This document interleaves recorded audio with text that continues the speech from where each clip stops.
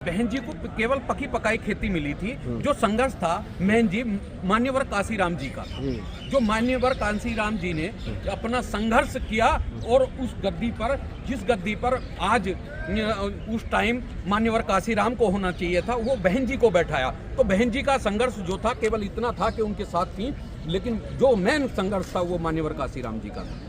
मैं आपको एक एग्जाम्पल के तौर पे बता देता हूँ। आपने देखा होगा किसी रईस का बेटा,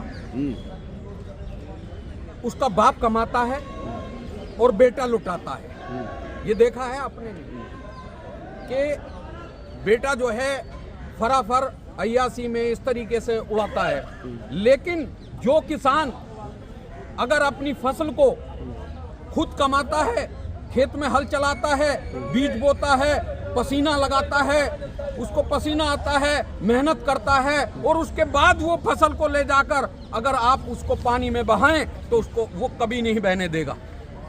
तो मेन कारण ये था कि ये जो मैंने पहले भी आपसे बताया, जो सबसे ज्यादा मेहनत जो इस फसल को पकाया था वो मान्यवर काशीराम की फसल थी। तो इनको कोई चिंता नहीं है ये फसल बर्बाद हो जाए, इनको केवल नोटों की गद्दियां, बहुजन समाज पार्टी लगातार इस तरीके से नोटों की गड्डियों पर सोने वाली पार्टी है। जो आज़ाद समाज पार्टी है इस समय जो बहुजन हिताय और बहुजन सुखाय नहीं बल्कि सब समाज के लिए जो मजलूमों की आवाज उठाने का काम कर रही है भाई चंद्रशेखर आजाद। एक तरफ हमारे दलितों पर, एक हमारे मुस्लिम समाज पर लगातार अत्याचार हो रहा है, लगातार लोग मारे जा रहे हैं, उनको प्रताड़ित किया जा रहा है, उनका शोषण किया जा रहा है, लेकिन हमारा नेता कह रहा है कि हमारी सुरक्षा, हमें अपनी सुरक्षा नहीं, हमें अपने समाज की सुरक्षा चाहिए।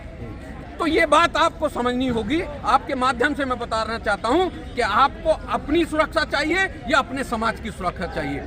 हम ये नहीं देखते कि कौन सी गोली हमारे सीने को लगेगी, लेकिन हम ये जानते हैं कि हमारे सीने, हमारे समाज की तरफ आने वाली गोली हमारे सीने को पहले छलनी करने का काम करे। तो यही बात एडवोकेट चंद्रशेखर आजाद के अंदर है कि उन्होंने कह दिया है कि मेरी सुरक्षा की चिंता मत करो, मेरे जो इतना बहुजन समाज है उनकी तरफ आने वाली गोली या उनकी तरफ उठने वाली आंख को निकालने का काम चंद्रशेखर आजाद करेंगे।